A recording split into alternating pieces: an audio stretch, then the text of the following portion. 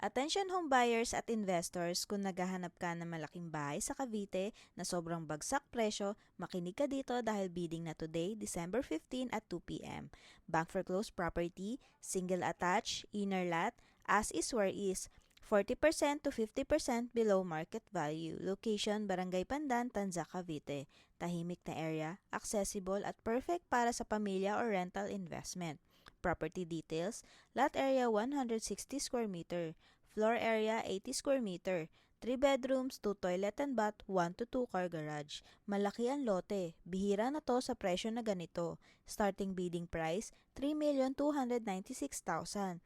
Para malinaw, ito ang sample computation.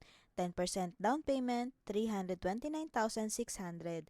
Payment breakdown, 5% reservation, 5% installment, 90% bank home loan. Loanable amount, 90%, 2,966,400. Estimated monthly amortization for 20 years, around 24,000 to 26,000 per month.